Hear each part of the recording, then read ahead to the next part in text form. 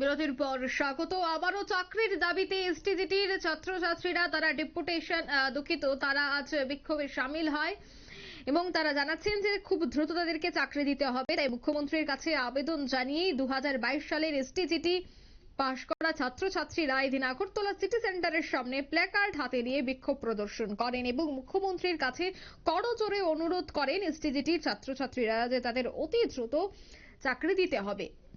তবে তারা কি বলছেন আজকের এই কর্মসূচি থেকে শোনাচ্ছি। আমরা দেখতে পেলাম পরে রিজার্ভেশন নিয়ে, তো আমরা ওই টাইমের মধ্যে গভর্নমেন্টের কাছে বারংবার এই বিষয়ে আমরা আবেদন করেছি যে রিজার্ভেশন নিয়ে তো কেস হয়েছে, সাথে সাথে হয়তো এসটিতে কোনো লিঙ্ক নেই, কেসটা হয়েছে রিজার্ভেশনের পরে।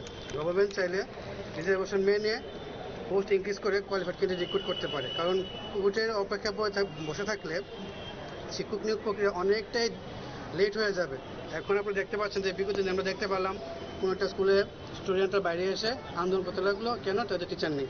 তো যদি কোর্টের অপেক্ষা বসে থাকে সবাই, তাহলে তো কোর্টের আপনার টিচার নিয়োগ প্রক্রিয়া অনেকটাই লেট হয়ে যাবে। তো আমরা চাচ্ছি যাতে শিক্ষক নিয়োগ প্রক্রিয়া খুব দ্রুততার সাথে সমাধান করা হয়, বিশেষ করে নবম ও দশম শ্রেণীর মাধ্যমিক স্তরের শিক্ষাক্ষেত্রে, কারণ বিগত সময় আমরা দেখতে পেলাম যে শিক্ষক নিয়োগ খুব কম হয়েছে মাধ্যমিক স্তরের ক্ষেত্রে, যেক্ষেত্রে টেট 1 টেট 2 হয়েছে সেভাবে কিন্তু মাধ্যমিক স্তরে হয়নি। তো আজকে মূলত আমরা সদরা যারা আছি তারা সবাই একত্র হয়েছি এই জায়গায় মুখ্যমন্ত্রীর উদ্দেশ্যে স্যারের উদ্দেশ্যে, যেহেতু দপ্তরটা ওনার আন্ডারে, ওনার কাছে বিনিময় আবেদন রাখতে যাচ্ছে শিক্ষক নিয়োগ প্রক্রিয়ার এই এসটিইটি প্রক্রিয়াটা যাতে অতি সত্বর নিয়োগ করা হয় এবং অতি সত্বর তার সমস্যার সমাধান করা হয়।